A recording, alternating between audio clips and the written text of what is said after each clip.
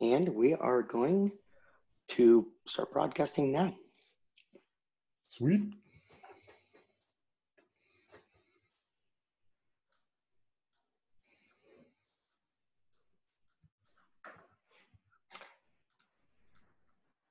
Hey everyone, this is Raji King with Build It in Figma, and I've got my friend Noah Jacobus here. I also need to ask Noah, is it Jacobus or Jacobus, or am I completely butchering the last name? You've actually done very well compared to most of the uninitiated folks. It is Jacobus, so the co is the emphasis. It is apparently Dutch, is what I'm told by my parents. I will bet that the Dutch were excellent icon sommeliers and craftspeople. And so, Noah Jacobus, everyone, while you're coming in, we're just going to wait for a bit to make sure that as many people come in and we don't start without you. But a couple of things, a little bit of shopkeeping here.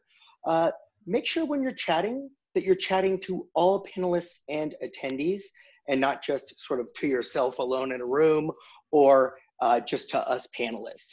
We'd love to make the conversation with all of you since we're all going to be doing the workshop together, as well as we would absolutely love to know what you're doing here, what you're hoping to learn, maybe where you're from. So please keep the chat alive here, and we will go ahead and wait just a bit.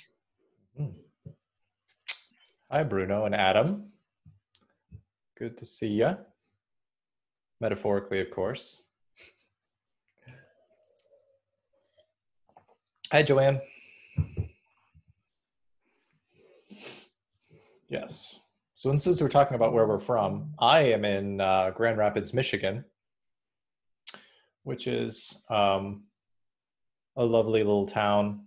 Well, I say a little, it's a little bit larger than where I used to live, but it's in the west coast of Michigan. So on the Lake Michigan side, we're, depending on how far you can throw a stone, we are a stone's throw away from Chicago, kind of. It's across the way. But it's nice. I'm a big fan. It's like a 100-mile throw or something like that, 100-mile stone's throw. Something. You can take a ferry from the coast all the way over to Wisconsin and also down to Chicago if you want to from here. But what's Michigan like this time of year? It's actually been a little hot recently. I know not as hot as some, but we've cracked into the 80s. So for Michigan, Woo! That's hot. Yeah. But yeah, typically summers are pretty temperate, which we're big fans of. We lived in my wife and I lived in Kentucky before, so it was a lot more sticky, humid summer situation down there. But here we've got the Lake Michigan. We've also got the Grand River, which helps regulate some of that temperature and bring in the cooler temps. So we like it. Awesome.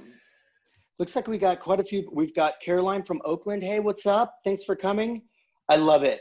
I'm going to butcher it, but Madhusri from India. Sometimes we do get like a pretty global audience on this, which essentially means people showing up at like 2 a.m. their time, which y'all are troopers. That's amazing. Yes, thank you. Cool. Yeah. Holly, have you been to Grand Rapids? Sounds like you have, since you say it's cool. I'd be curious to hear what your favorite part of Grand Rapids is. I've only been here a couple of years, so I have not explored everything yet. Awesome. We're only going to wait a few more minutes. Home, so. Go ahead, man. What were you saying? I was just saying, and most of that's been from working from my home office. So it's, I'm not like out there traveling around a ton, but.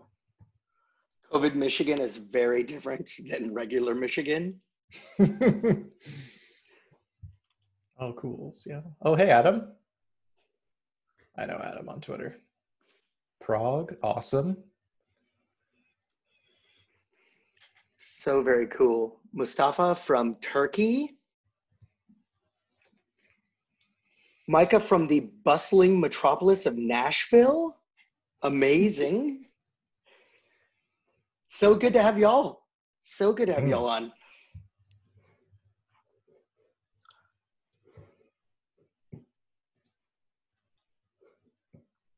Hi, John. Hey, John from Calgary.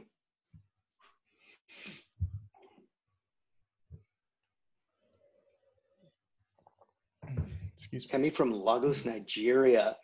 Kemi, Ooh, what awesome, time awesome. is it over there in Nigeria? Wow. Well, thanks for staying up. This one's on you, Noah, to make it worth it. I know. This person's on at 11 p.m. Woof. This is bedtime. To make this interesting. So awesome. Well, we'll go ahead and get started. I know Noah's got a ton of great material to share with you, and that's great. Bruno's got a little suggestion. We'll go ahead and do this before we get going. Let's reaffirm that when we do chat, make sure that little blue drop-down box over there that says chat to doesn't just say all panelists, that it also says all panelists and attendees. So just choose the all panelists and attendees so we can kind of have this conversation going on. As soon as we jump into the Figma file together in just a little bit, then we're going to be a lot better off to be able to be co-designing together. But without further ado, I just wanted to introduce my friend, Noah Jacobus. I met Noah many, many years ago. Actually, I don't even know if it was many, many years ago, but it sure seems like it. COVID has definitely affected my timescales. But we met going to conferences. Noah's actually been a part of one of my art shows for a Star Wars gallery. And so he's done some cool pieces of art. I've always respected Noah because of his love of geometry and minimalism. He brings that into his art, as well as it's why I wanted him to be on this webinar to teach you all about minimalism, geometry, working with like reductionism, and kind of showing you his flavor of icon design. So Noah, tell us a little bit about yourself, and then and maybe one false detail about yourself as well. All right, false detail. Okay, well, we'll start with the truth stuff. For people who aren't familiar with me at all, yes, as Raju said, I'm Noah Jacobus. I am a design specialist at a company called MetaLab. They're based out of British Columbia. You may be aware of them. Originally, kind of rose to fame by being the folks who designed the first version of Slack back in the day. I joined much later than that. I can't take any credit for that, but I joined when we were much smaller. We had about 4 designers at the time, and now we have upwards of 40 maybe, but we've grown a lot. We're a product design agency with folks all over the world. And I started out my time there as a product designer before being able to really dig in and explore my love of iconography. Actually, I might advance too, since we're talking about me. I'll be vain with my spinny slide. So I get my hands dirty these days with illustration and iconography, other kinds of visual work for the clients that we work for there. It's super fun, get to work on a lot of different stuff all the time. Now let's see. Some interesting, I feel like this is kind of like a 2 truths and a lie, then if we needed to come up with something. I mean, go with it. If you're feeling it, ride that wave. Let's see. Let's say, I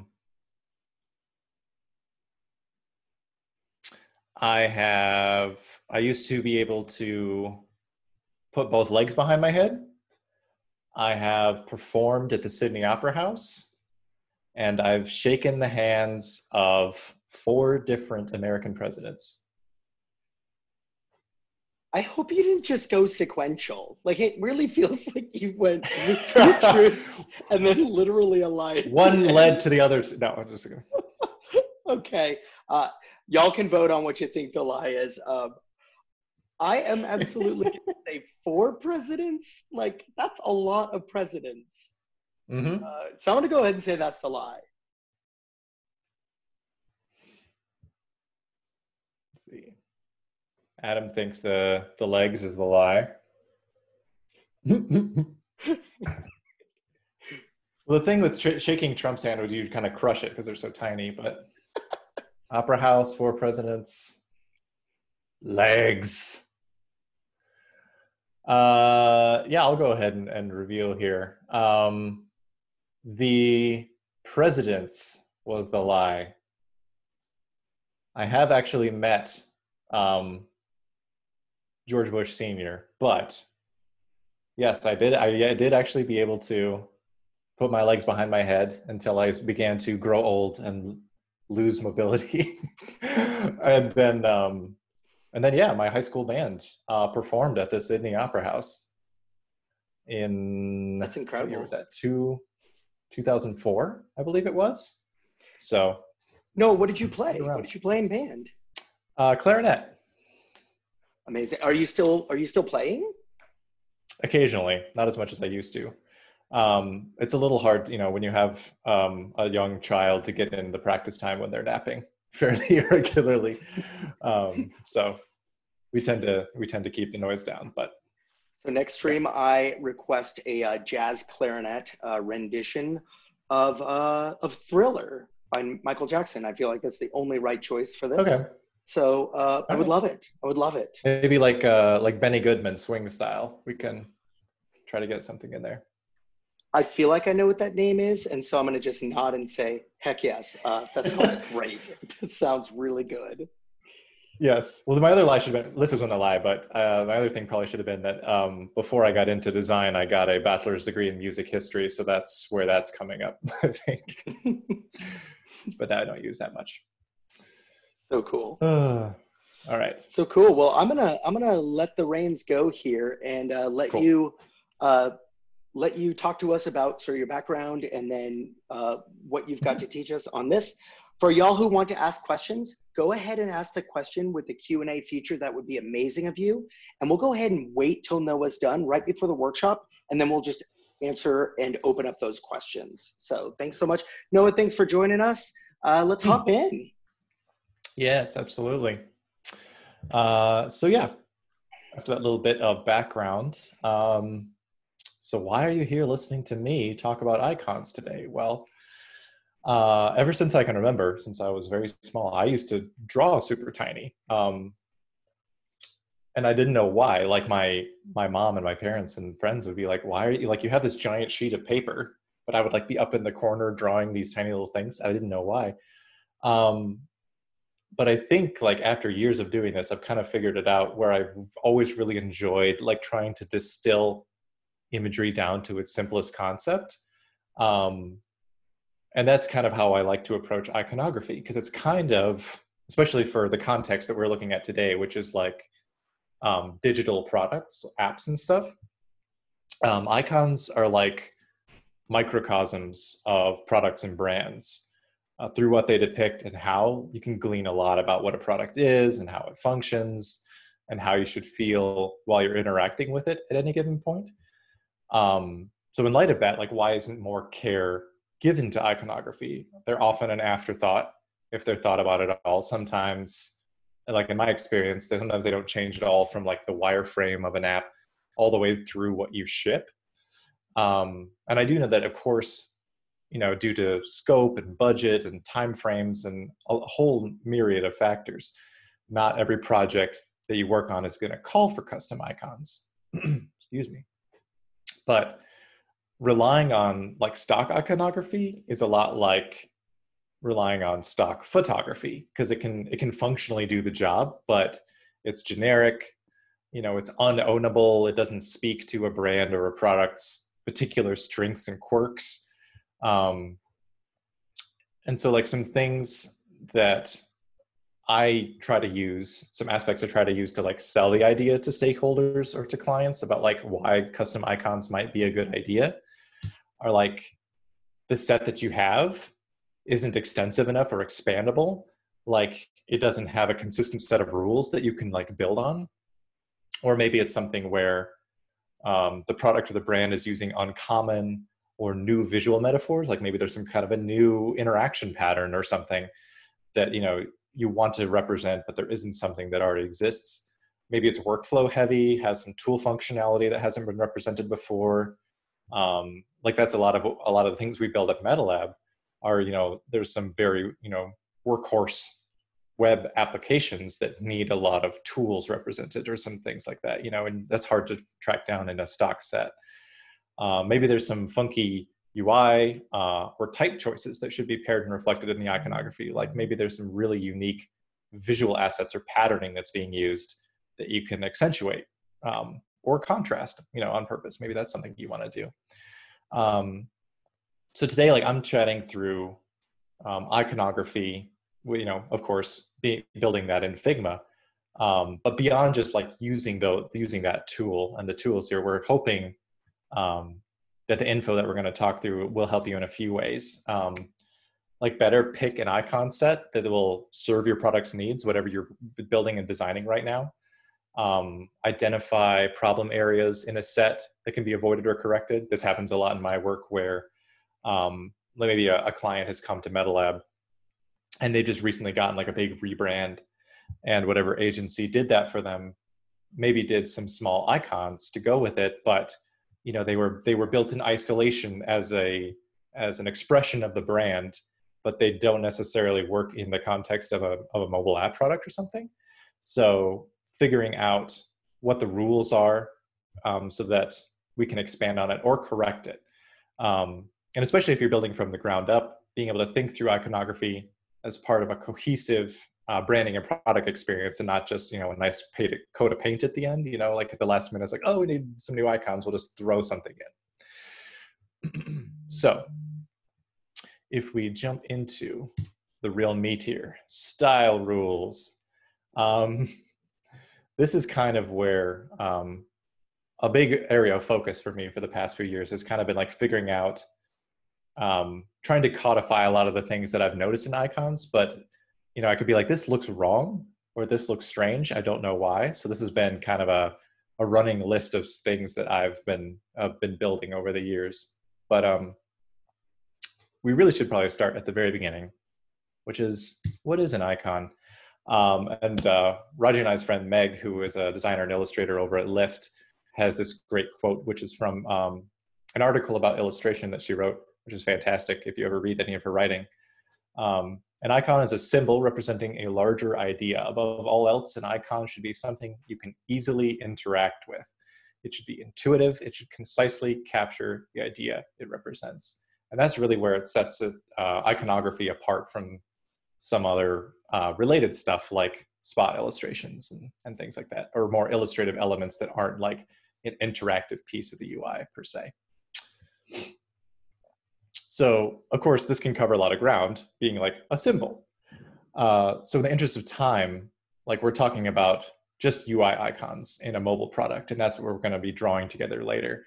But this is also where in an app you can let its personality really shine. So where do we begin? That's kind of a great place to think about when you're starting any design project. Is like, where are we going to start? And excuse me. Another one of my favorite designers, Alex Griddling, who is a designer at Bungie now, doing fantastic work on Destiny. He has a great article called On Icon Design that kind of collects some of his writings about his years in the icon design field. And he says the start of any design project is overwhelming, and finding restrictions to impose on yourself can focus your attention and lead to more creative solutions. By considering an icon's context, you're immediately able to tick off a number of decisions and direct your focus accordingly. And this really spoke to me when I first read it a while ago, and it kind of inspired like the subtitle of this talk about like how to stop worrying and love the limitations, because this is something that I love to try to get out of the way at the start of a project. Because one of the things I hear most often about icon design is, that sounds miserable. There's so little space. Like you can't do anything with this. This is 24 pixels. Well, the second half is true. There is little space. Embracing those inherent constraints can simultaneously do a lot of work for you of things you have to figure out for an icon project, and it can free your mind up for new ideas elsewhere. Imposing limitations on yourself is one of the most valuable things you can do in icon design, or most design for that matter. Not only can it save a lot of headaches down the road if you understand and plan for those limitations, but it allows creativity to flourish once you've narrowed your scope. And beginning with a common grid system and a set of aesthetic rules is a fantastic place to start once you've kind of gotten that figured out. So this is something that I stare at day in and day out and it is the grid. The skeleton of every icon set is its underlying grid system.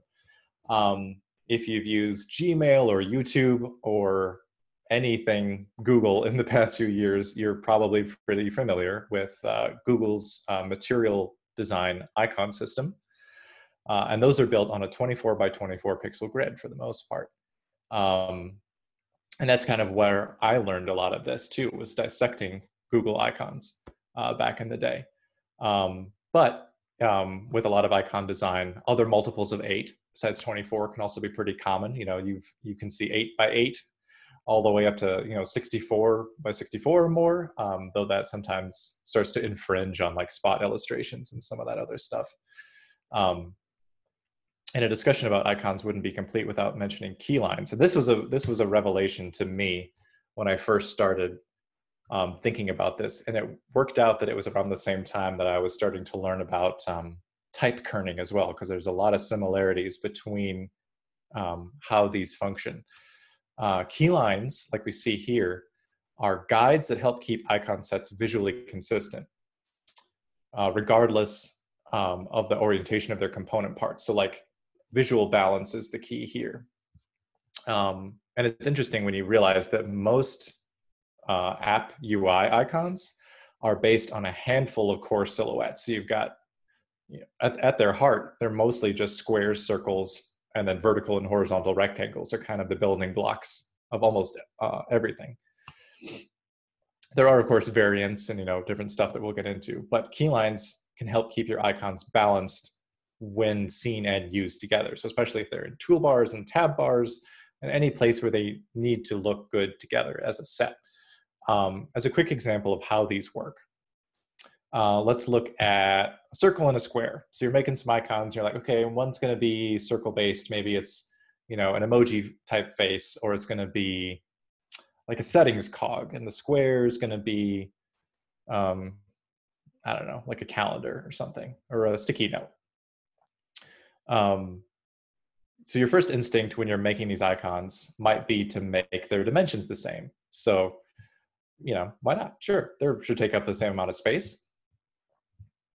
But we're dealing with more visual area than exact exterior dimensions. At their target size and placement, like how will these two shapes excuse me, stack up with each other? Because the square will invariably feel heavier because its geometric area is larger, because it has these extra space in the corners. A quick way to test this, same way with visual hierarchy when you're working with like web or print layout, is to kind of unfocus your eyes, or like kind of squint and like focus on beyond or somewhere else. And you can kind of get an idea for how that visual balance is going to shake out, and the square feels much heavier. So let's try, in the background, we'll implement some key lines and size that square down a little, and you can tell how they feel more balanced with each other, even though they're a little bit different size now. If we look at how that shakes out with key lines in this case, shaving off a little bit of each side, even in this case, just a pixel on each side makes a huge difference when you're dealing with stuff that's this small. It makes a big difference. And of course, these are just guidelines, but it provides a really good foundation for icon consistency. And this was a revelation to me to learn about and figure out, like, oh, this is why my icons are feeling crazy imbalanced with each other, because I was making everything going straight up to the edges and everything was the same, and it was all super heavy and disjointed. Excuse me. And that's also one of the reasons why I really like Google's set of keylines, in that it gives you a lot of room to play around with, so that you could keep elongating that rectangle if you wanted to, so it'd get thinner top to bottom, but wider side to side. So you could take these to their extremes, even if you wanted to, and kind of see how that all can continue to balance. Diagonals are a little bit of a different case, but we can talk about that in a sec. This is just a great foundation. So if we look at those 4 base shapes, what a lot of iconography is built out of, and kind of how that can translate into some base. Actually, I'll go back and do that one more time. So if you go with your circle, your square, your couple of rectangles, that can be turned into all kinds of stuff with various levels of detail. They don't all have to be exact rectangles or exact circles. This is kind of where the art part comes in, like once you've kind of gotten your base silhouettes down. So let's talk about some more rules and consistency. Look at this handsome icon. This is something I like to get into first before we get too nitty-gritty on a lot of other things, because this is where a lot of icon designers stumble, myself included. I do this all the time, especially when I'm, really gung-ho on a new icon project, or I don't necessarily have all the limitations set for myself that I don't know about, say, where these icons are going to be used, what the context is going to be, what the target size is going to be, or I make something and it ends up getting scaled down smaller than intended. And that's the level of detail in the icons. It's very tempting, like to cram as much content as you can into this space, because you're working oftentimes at an enlarged size. I often do. I've been drawing a lot more in Figma for my icons, but before that, like I'm sure many of you was working in Adobe Illustrator or something like that, and I was working at 400, 800%. Sorry, I just saw a comment from Matt Goshman. Yes, Matt and I worked at MetaLab together, and so he's experienced some of this too. So yeah, checking the level of detail and the intended context of where these icons are going to land, because it's always easier to add elements than to remove them. So erring on the side of simplicity and constantly checking icons against their intended context. For example, this icon right here, this is kind of like editing a document or something like that. Like it looks good at this size. But if you check it against, the target, which in the case of this product, I found out later, was 16 pixels, it can get pretty muddy and illegible pretty quick, especially if you're working with detail that's going to get muddied by folks who don't have high density display. Maybe in a web context, this could get real smeary real quick. So yeah, things to look out for. But to get more granular and to talk about some things that we're going to dissect on another set before we build with each other. Something that we like to look at first is element size. Kind of goes hand in hand with that level of detail. It can be helpful to start with whatever the smallest element of your icon needs to be and add detail from there, because cramming that more elements into an icon is always tempting, but it rarely pays off, because that's going to be a huge headache when you have to balance other icons with it. So in this case, this was for a travel recommendations product, and we needed to have some kind of like a food or a restaurant icon. And I was like, okay, I think I'm going to try doing like, a fork and a knife together. And so I knew in that context that the tines of the fork were going to be the most detailed piece, and the most detail that I would need to pack into this thing, because the rest of it could be pretty straightforward in terms of the foundational strokes. So you can see, like, figuring out where I wanted those endpoints to land on the grid, figuring out the spacing I wanted and making sure that would work before doing the rest of it, and figuring out how those forms were going to interact with each other. Another big one that I look out for, this is something that I haven't had to bake into as many sets, but it's something that I've definitely had to correct in other sets that I've received, is dimension and perspective, which are super interesting when they're put into an icon set on purpose. It can really set an icon set apart if there's like some cool, like, forced perspective, side view type stuff, or like some kind of z-axis depth, or even isometry or something like that. But making sure that that treatment is carried throughout the set, because I've seen lots of icon sets where there will be, the majority of them will be flat, and there will be 2 or 3 that kind of have this, side depth or something. And that's really interesting, but it also makes them feel like they don't belong to, in the same set with each other, because there's this weird kind of like lock of perspective, like you're looking at half the set, with one eye shut or something. along some of those same lines, looking at how overlaps are treated. This is a big consistency thing that I try to figure out, because you can't always communicate complex concepts with singular objects. A lot of icons rely on juxtaposing two or more elements together. Things interacting with stuff are like, adding things, removing things, edit pencils, other various things, cards. You see that kind of stuff a lot with overlapped objects. So figuring out, like, do the elements fit snugly together? Is there a line break? If these are outlined icons, do you do some kind of like a color fill or gradients or something when objects are in the background versus the foreground? All really important stuff to consider, that they remain consistent with each other. Nothing makes an icon stick out more than a mismatched corner treatment or a stroke weight. This is probably the biggest offender in my own work too. When you can notice that things don't look like they belong together. These kind of things shine like a beacon a mile away, and they're like, we don't belong. So if we look at this quick example, this is actually from some of the rounds that we went through at MetaLab working on pitch, which we have our, not that long ago, we launched our case study on our website about that actually. And shout out to Matt in the chat who also worked on that. And that rhymed quite a bit, not on purpose.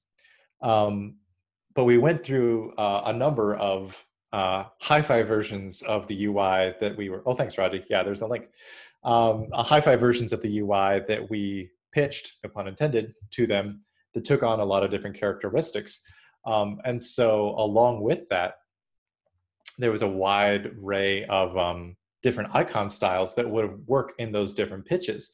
And so this is a good example of like some various working tools, because you have things like, pictures, movies, stickers, some kind of commenting, there's a cart, there's like a favorite, inserting charts and settings and plugins and all this kind of stuff that you wouldn't necessarily be able to find in a stock set when you're trying to get client buy-in on one of these hi-fi directions. So we were able to kind of make some quick and dirty versions of the toolbars with these different directions. And you can see like how the corner treatments changed, how the stroke weight changes. It's these subtle little things, but any one of these mixed with another, you'd be able to tell it didn't belong. Just with that little bit of, just with those little stylistic aspects. And I think this was the version we ended up going with, which was kind of a hybrid between some of these when we finally got a little more settled in the UI, which was 1 pixel strokes with rounded exteriors and sharp interiors. And that was actually done largely to reflect the typeface choices that were being used in the product. Some of the terminals and counters in the typeface exhibited these same things. So being able to pair those tiny little aspects of the iconography with the type, like that's the kind of thing you can't get in a stock set. And it's really cool when you can make that kind of stuff work. Oh yeah, there's another quick look at that. Some of the documentation that we like to send over along with, style guides. We help document those rules as well. And also point out when it's okay to bend them, potentially, if you need to do like some minor optical corrections to things and stuff, which is always fun to figure out those edge cases. And this is a big one. This is kind of, if you can do it, it's a nice cherry on the top of being able to explore, color usage and active and inactive states for icons. Especially with tab bars, which is what we're going to be looking at. It's a great way to inject personality into your iconography. Also from an accessibility standpoint, to be able to have clear visual distinction between when things are being used and when they're not. And it's a great way to set stuff apart from run-of-the-mill sets. One color icons are classic, easy to implement, and they're fantastic. But tab bars and other parts of a product can really shine with some extra love like this. So these are some quick examples of some other past work that we've done at MetaLab. Some really fun tab bar work and different icon explorations that we've done. And it's also a nice, a good differentiator when you're considering some accessibility things, as well as light mode versus dark mode, something that we've been talking about more internally at Metal Lab as well, are some of the cognitive load issues associated with using one kind of icon style in different contexts like this. There's been research and studies that show of outlined icons taking, it is a matter of milliseconds oftentimes, but it still takes longer to parse in dark mode than filled icons. So I encourage people to read up more on that. Apple's human interface guidelines actually is another source that recommends keeping filled icons in dark mode. So that's another great limitation to keep in mind as you're building a set, to know if they will be implemented in such a way that you can build them from the start so that they're flexible between both. But it's a fun exercise. Yes, thanks, Raji. But accessibility and all that kind of stuff, wonderful stuff to think about. Is we could have a whole nother session just about that. A cognitive load around iconography and parsing metaphors. But for the sake of this, with some of those rules we just talked about, I think let's actually dive in and draw something. So I believe, get out of this worksheet. I believe I will tab over to this real quick. Or do you want to? We only had one question. We may have a few others. Cool. We also may hit the 50-person, 50 editor limit on that file. So if we want to, if you would create a duplicate just to prep for having an overflow so we can have more people in there if they're feeling like it. Yeah. But the only question that we have right now is from an anonymous attendee. Welcome, Anonymous.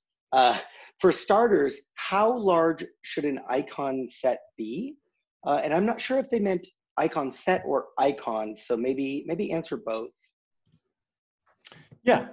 Let me resume sharing here now that I'm not looking at secret stuff. Yeah, so I'll talk about both. So probably like, if we're talking about like the dimensions of the icons themselves versus like the breadth of the set that you need to create, the breadth can vary. I guess that depends on how it will be used. If you're making kind of a generic kind of catch-all set, like if you think about feather icons or something like that, something that can, a wide range of icons that every kind of app would need, I would probably use maybe even feather as a guideline of like, this is a good standard set of the amount of things we're going to need if it's custom work for a specific client. How I also always start a project is performing an icon audit. And that's basically sitting down with our product team and running through the entire product top to bottom, and identifying every single icon in the product, how it's being used, where it's being used, what sizes it needs, if it needs active and inactive states or other various considerations. And so that will often be a giant document, and categorizing them all, by name and location, what kind of icon it is, if it's, an interactive piece of the UI, or if it's more of an illustrative element potentially, or some kind of indicator. Maybe it's more of like an empty or a success state type of content, but determining all that, where it lives, what sizes it needs, because I'm a firm proponent of redrawing icons at every target size that they need to appear, rather than say scaling up and scaling down iconography, just because you're going to end up with some, depending on how you make them, if they're line based or if they're solid shape based, you're going to end up with some wonky corners or some element gaps that aren't matching up anymore because the scale has changed or something like that. Awesome. And we had one more question, which is from Megan, who says, at which scale do you typically design icons? Are you frequently checking how things look at 100%? I am. Yeah, I'm always designing. I'll often start out in isolation just to get an icon's basic forms down, but I'll constantly be checking it in context, which is something we'll actually see here in the worksheet in a sec, where I've kind of got some components linked up that as I'm drawing my icons, they will live populate my tab bar, so I can kind of see them as they go in. There is a way to kind of safeguard as you're starting how the icon will probably appear, and that's taking a lot of cues from other UI elements and typography around where it's going to live.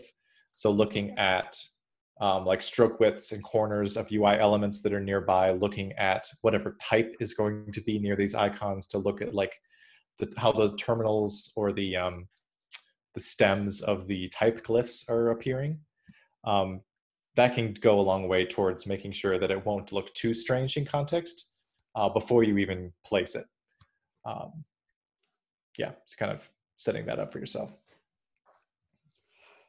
Awesome, man. I went ahead and created an overflow Figma file. That way you can just do what you do best and hop in there. So don't worry about, reaching max editor limits on there. Just hop in and do your thing and share your screen. Yeah. Cool. So this is, yeah, cool. It's fun to see everybody. So this is a fun little fake app I made here with Raji and me and our friend Justin planning on meeting up to play some D&D.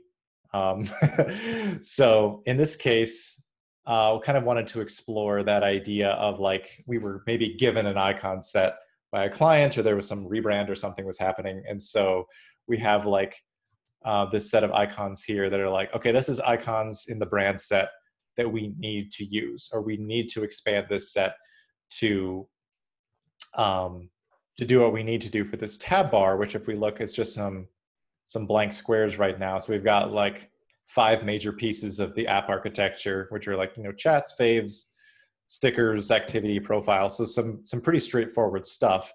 But this product is very colorful. It's very, round and bubbly, and there's a lot of thick strokes going on. And there's a couple more examples of this same setup here. So we can kind of look at these icons and maybe try to parse what their rules are to then expand upon them. And maybe take some inspiration from the UI as well, like we talked about, that might come in handy for some of these. So we have, some more zones if people want to also try drawing out some of this stuff. Just to see what we've got here. So this is the sample set of some iconography. And so if we look at it, we might try to see what the rules are here that we can draw upon. So if we zoom in on some of these, you can see we've already got some base shapes going on. We've got kind of a square. We've got a few rectangles, some horizontal, some vertical. This is kind of more circular forms. We can kind of base some of our keyline decisions off of this and see what we can expand on. So let's see. I've got a dummy keyline here, and I'm going to have that populate all of my little components down here. But feel free to draw along and as we figure out what these are. So it looks like we zoom way in, which is my favorite. Looks like we've got a 2-pixel stroke on all of these shapes for the most part. Most of the corners seem to be rounded on the outside, sharp on the inside, except in a couple places. I'm assuming this is supposed to be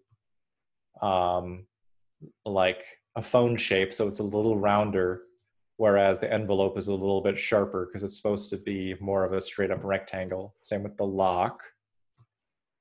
And the trash can. So we have the sharp interiors, the rounded exteriors. It looks like all the terminals are sharp on the end too. So there isn't any rounding going on there. And then we've also got some shapes that also kind of have a little bit of just filled decoration as kind of a visual balance thing, it seems like. So not everything is a stroke. So if we look at, let's start with this, because this is a circle, kind of. So I'm just gonna draw an oval so I can get an idea of how big this is. So it looks like it's about, in outline mode, my other favorite, it's about 20 pixels, a 20 pixel circle. So if we use our key lines here, and this is just a 24 by 24 shape, which is pretty standard for a lot of UI icons. I'm going to go ahead and draw that 20 by 20. I'll make this thinner so it's easier to see at this size. So we know that this is probably what we're going to use as a base for our circle shapes. And we wouldn't even necessarily have to measure the rest because this is like basically all you need is one foundation to start. But if we look at maybe some rectangles, we can see that's about a 20 by 16. If we want to see if that's going to match up with our expectations here. And we will do that. Maybe give it a nice little bit of a rounded corner. So we can see that kind of what we talked about, that does kind of match up with the general resizing for visual balance that we looked at with key lines before. And we can double check that by maybe doing something like that. For verticals, looks good. And also maybe making a square. So we can double check to see if that kind of matches up with our general idea of, it mostly does match up and it is balanced in the center. It looks like these were drawn a little bit higher just to give it a little bit of visual balance. And that's where that extra padding within the component itself really comes in handy. So that you can do some of these little visual balance things like these little calendar notches.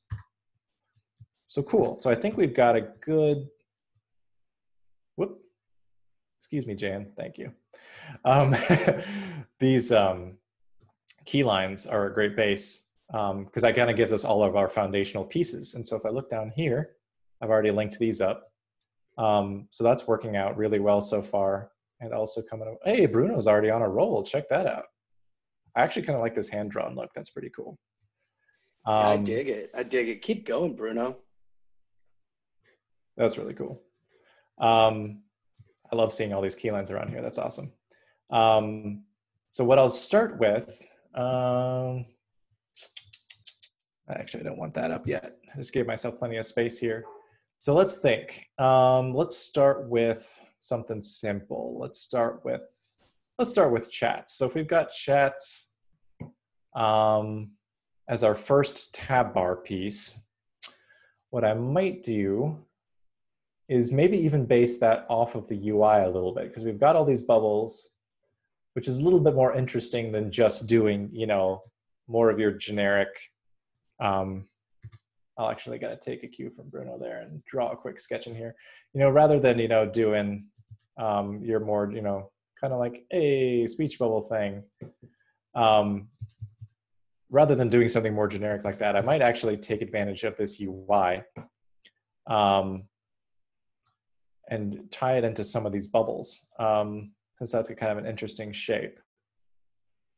So what I'm gonna do over here is probably start out with, let's start with a rectangle. And for some of these solid shapes, I'll probably be drawing shapes and then switching them from fills to outlines really quick, which is Shift X in Figma, which I loved when I learned that because it is the same as Illustrator, which is what I came from. So if I hit Shift X, I will just outline that shape, and then I can adjust my strokes. And I have some color styles set up in here too, which were from the presentation. So I think I'll start out with just some nice dark stuff. Keep it simple to start while I'm drawing these. And like we looked at before, these were 2 pixel strokes, so I'll do that. And then I'll just round it off. To start, maybe make it a little taller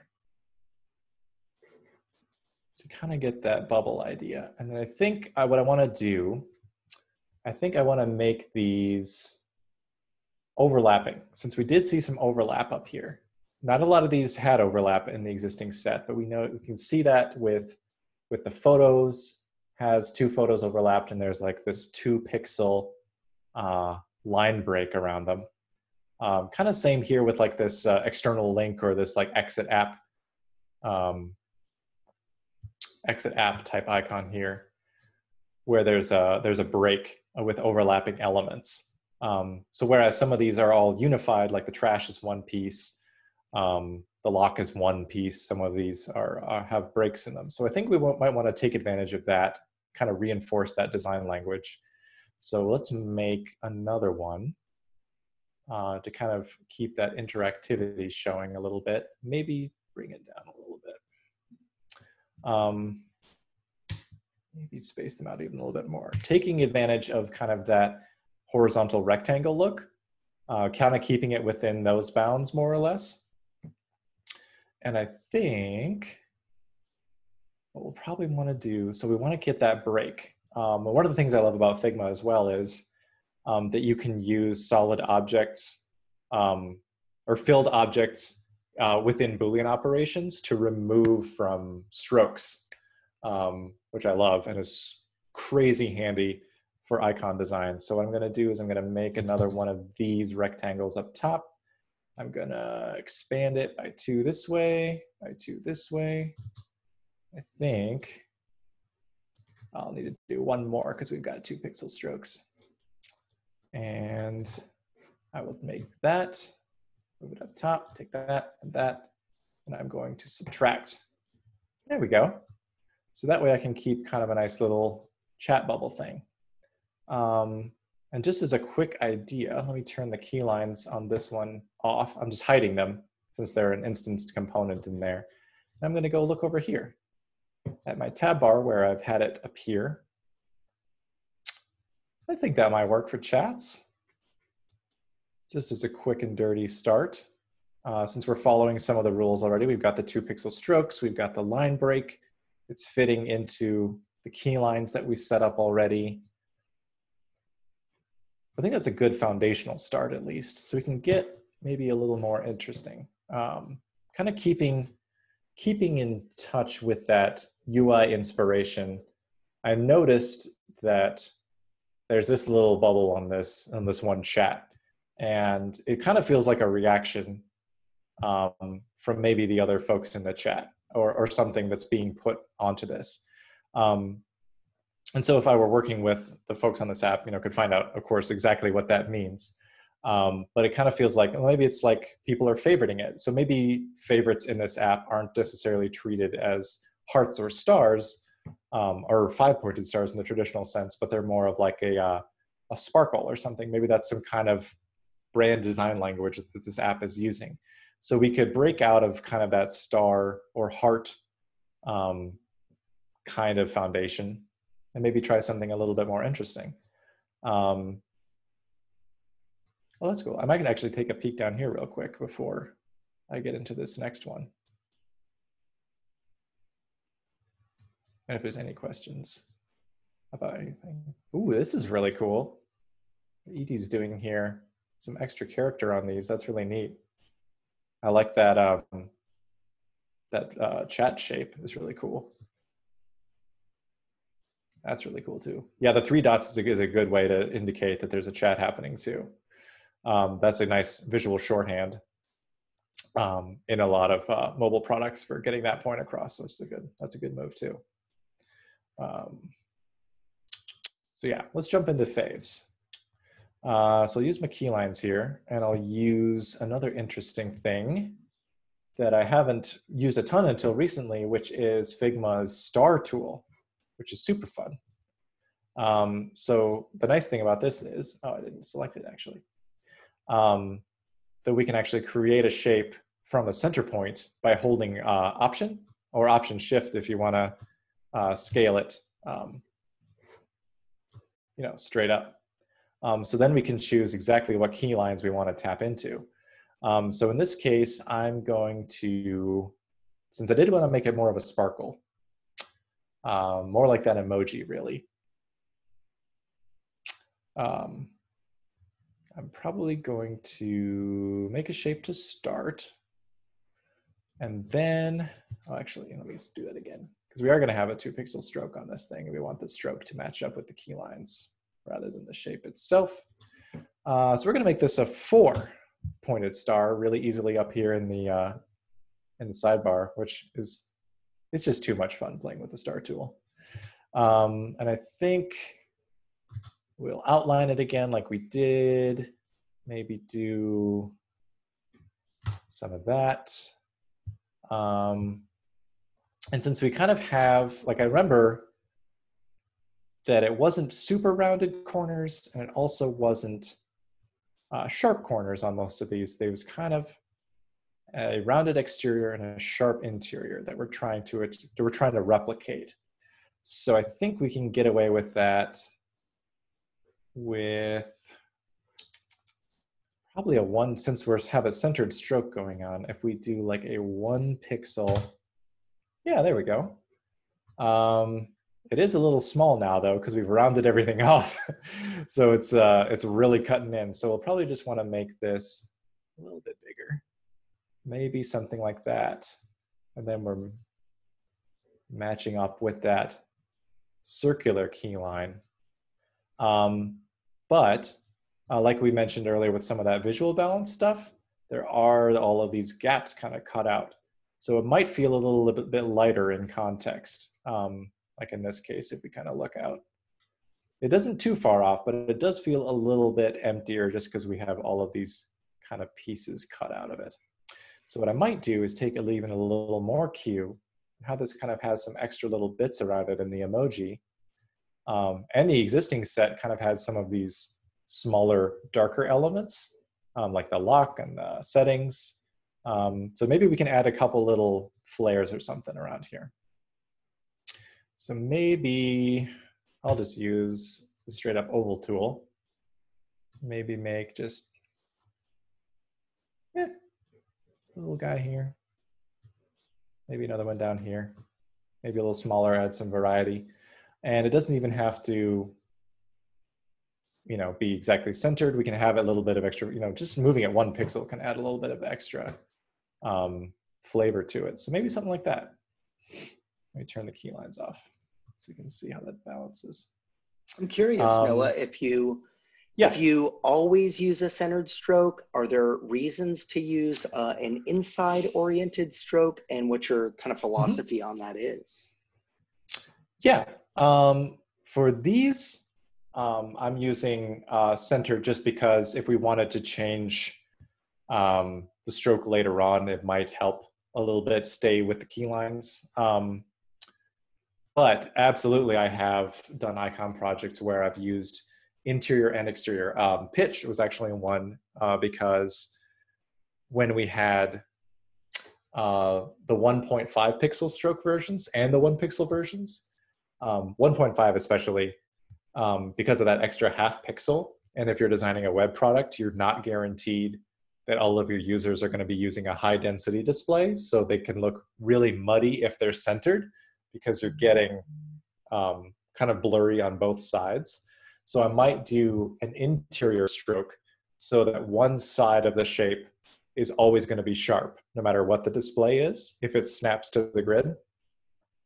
So I'll typically, I'll typically do interior. That's usually easier. So I can create my base form and then create the interior stroke from that.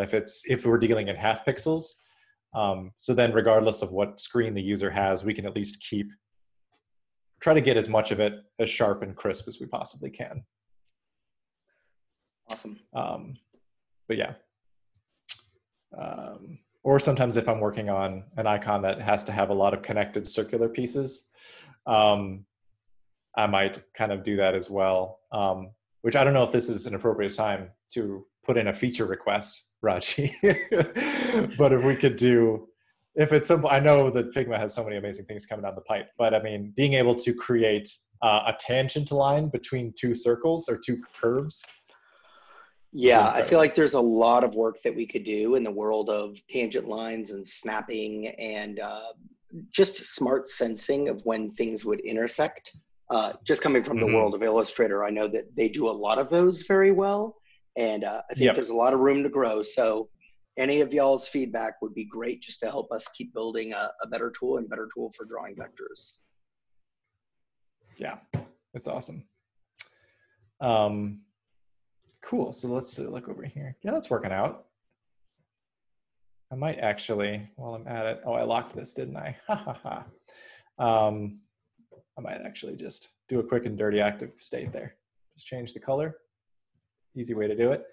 So those are actually seeming to mesh with the UI pretty well, since we've already got all of these 2 pixel strokes, even on the bubbles, it looks like.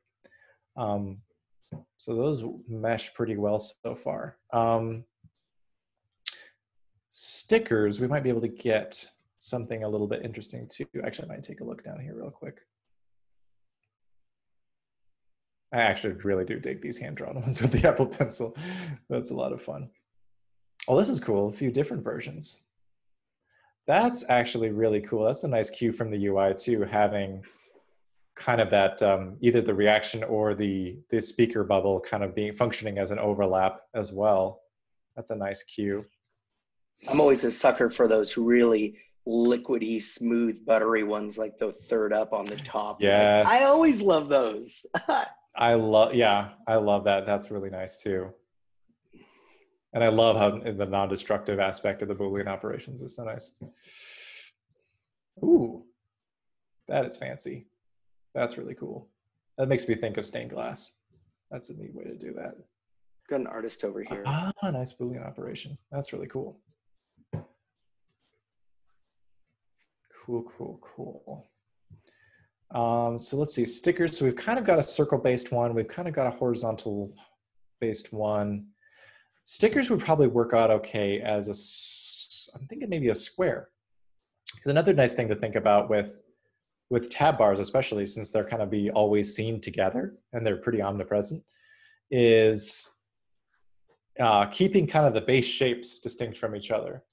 That's something we've kind of learned more through trial and error, but there has been some research done around this too, about keeping the base foundational shapes as different as you can in a set like a tab bar, because there's just that little bit of difference helps, again, shave off milliseconds of user interaction when somebody's trying to parse through a set of icons like this. So knowing that those, being able to quickly differentiate between more of a circle, more of a square, it's kind of that same like squint test of just they're kind of at their basic core. If they're different enough at that foundational level, it helps speed up parsing the difference between them. So if we do a more square type thing for stickers, I might actually try some more vector networks for this, because maybe we'll try something, because we do have some depth in some of these, but I don't know if I want to do an overlap like this for a sticker, because it's more of a solid unit, kind of like the envelope. So I might try like a folded corner or something, but I think I'll keep it all one solid unit and just see how that goes. So start out with a square, and we'll just match it up to our square key line. Let's outline it. Size it back in a wee bit so that the strokes will match up. And I noticed that some of these, like it seemed like the round outside, sharp inside was not a hard and fast rule. Like the phone was kind of suggesting rounder corners. It seems like it was things that would in the real world have a right corner, like a right angled edge, kind of have that treatment, like your envelope or the calendar. But some things like the top of the trash can, which might be rounded, or this phone, have a little bit more round to them. So it's an interesting bending of the rule in this existing set. So we might capitalize on that by making this have a little bit more roundness to it. If it's a sticker, those, if you have like a die cut sticker or something, you usually don't have pretty sharp corners. There's always a little bit of rounding to them because of the cutting tools that are used.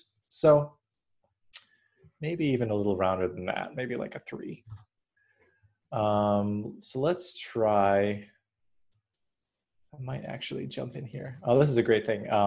Jumping into the actual vector nodes. You can if you have a shape like this selected, you can always double click it. Oh, if I actually did it right. Or you can, if it's selected, you can just hit return or enter and get into edit mode, which is fantastic. So I might actually add a couple of points.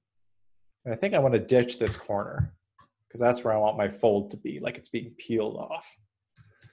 So if I have that, actually, I take that back. Ignore me. I'm going to keep that. I think I'm actually going to move it so that it goes, keep these though, so that we can have a corner. Maybe move it up to there. So we've already got a nice like implication that this is happening. And we can keep these all the same stroke, I think. I think that'll work. So we just need kind of that suggestion of the back edge of it being peeled up. So what I might do for that is maybe make another vector object here. I'll just do a line to a line, maybe add something here, add a couple more points, I think. And that way that'll let me play around with these a little bit just to figure out how much of a corner I want this thing to have. It would be important though, to make it the same stroke width as the rest of it. So if I do something like that, maybe move these in a little bit. This is more like playing by ear, playing by eye, I guess. Just try out some different rounding on this and see if I can, more than that, I think. If I want to try to make it look like it's meshed in here a little bit. Maybe something like that. To kind of give that implication that it's being peeled off. And I could also make this all part of the same vector network too if I wanted to. So I could even copy that, jump in. Whoops. I don't know what that is. I don't know where that came from. I probably selected too many things. For the interest of time, we'll keep it separate. Turn those key lines off and see how that works. Yeah, I think that might work out. Yeah, that's kind cool. of more of the square base, but it has a little bit of flavor in it. So that kind of plays out. Since we don't really have a sticker that's in the UI to base that off of, we can just kind of guess for now. I think that'll work out. Activity, so we've got some rectangles going. Maybe we'll do another rectangle. Let's do a vertical rectangle. Maybe something a little more straightforward than just a sticker. So we could do an activity. We don't really know what that section looks like, so maybe we'll just go with something like a bell. Since there isn't anything like that in the existing set. So let's start out with, you can stop me if we're running into any time issues or question issues, Raji, feel free. I'm just going to keep rambling. I'm digging the rambling and I'm digging all the little insights that we're getting. I think we're at about 5 minutes over. Okay. We do have a few questions. Let's hit some questions real quick since you've done some icon work, and then if we can go over just a little bit if we want to try to make one more icon.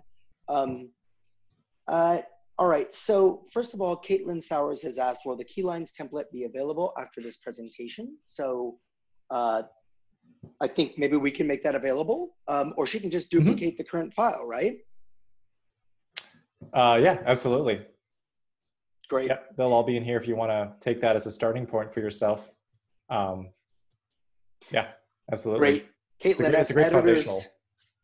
Awesome. As editors kind of pour out of that file, you'll be able to jump back in edit mode, and then you can just duplicate that file for yourself. All right, so we got that for Caitlin. The last one's a little bit more of a large question from Fabian. Okay. What's the best way to show icon work on a portfolio? I would say it's probably best to show it in a couple of ways. Or even more than that. It also depends a little bit on how the portfolio's target audience is being kind of set up. If you're more if your portfolio is targeted more at designers, you can probably get away with showing more of the craft and the artistry of the icons in isolation. But if you're doing something that's more of like, say, a client-focused case study or something, you would definitely want to show them in context, especially with UI icons, as opposed to, you know, fine art or like even product illustration. If you think about like spot illustration in a digital product, icons are there to do like a very specific functional job in a UI. So exhibiting that they're doing that job in the context of the app is super important. And you can even highlight that in the portfolio too, talking about like, if you're allowed to, you know, doing even some before and after, like this is what the app had before, or the placeholders, or as we were developing it, this is what was there. And this is why it didn't work. Like it wasn't tapping into this particular aspect of the product's brand, or these metaphors were too confusing and esoteric, or something like that. And then being able to show them doing their job in the context is always valuable. So I'd say it's probably always better to err on the side of making sure that they're shown doing their job. Yeah, I was also going to add to that, like, so within the context of the app, and I think context is king, showing them in context of the app how they're working, how they're functioning. If they animate, showcase that work. If there's active states, showcase those.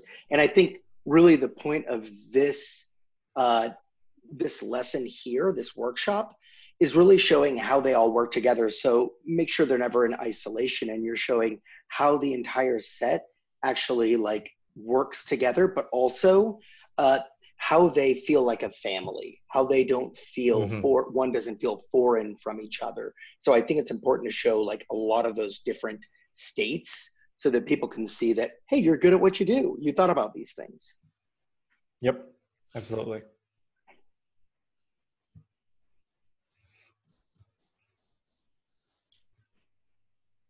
All right, so I do think we're getting to the end, and I do think that we're getting more questions now.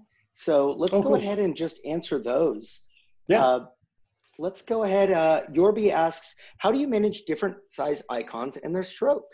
Do you define a stroke for a 40 by 40 icon, for example, or do you just scale them? Thanks. This has been so good to watch.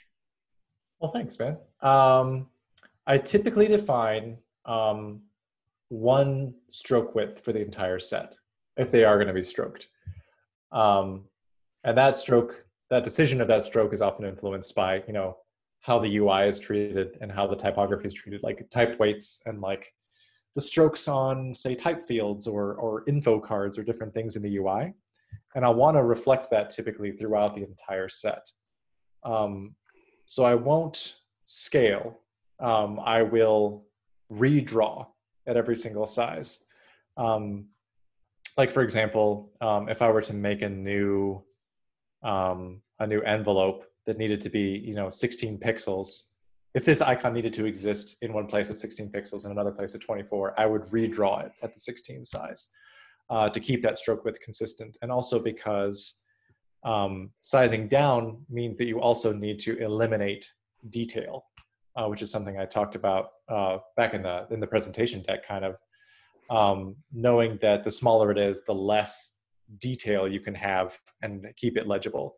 And the converse is true. So if you have like an icon that you're scaling up and you're making a 32 or a 40 or something, you can keep the stroke width the same so that all of these things look like the same family, but you can add detail. So say you had, you know, a pencil and you were making a larger version of it, you could add extra details. Like you could add, you know, like there's writing on the side, you could add the nib, you could add it actually writing onto a document. And so that's kind of, and I think Justin Mizell has some wonderful articles about this kind of philosophy and illustration too, of when you are abstracting something visually, like for the case of an icon, determining what its smallest usage needs to be and whatever the most detailed element of that thing at that size is, and starting there, because you can always scale up, you can always add more to it, but you can't like not everything can be taken away as you scale down. So that's usually, that's my approach and my philosophy to different sizes.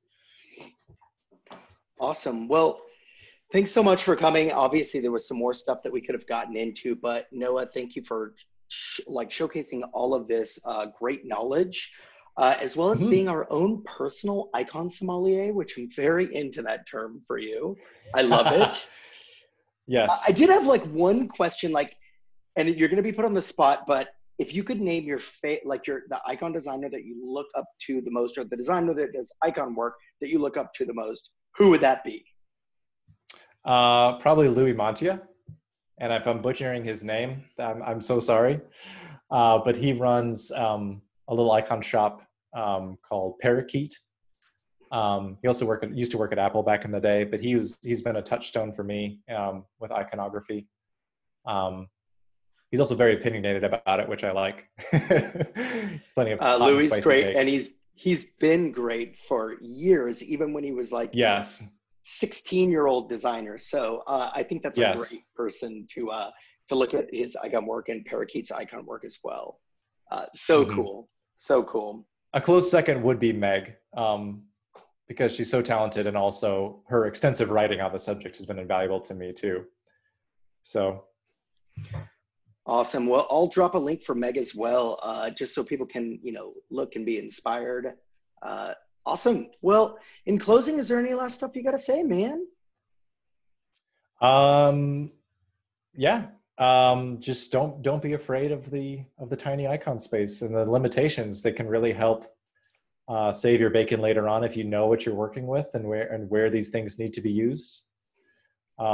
It's a ton of fun. So feel free to finish these up if you want to. Keep drawing or try something completely different. This is all still open, so feel free to take all of this and do what you want with it. So very cool. Thanks everyone for showing up today for Build It in Figma. Noah, thanks for taking the time to set up everything and the really thoughtful presentation at the beginning. Really appreciate that. Dude, you're the best. Absolutely. Thanks so much. Yeah, thank you. Thanks, everybody.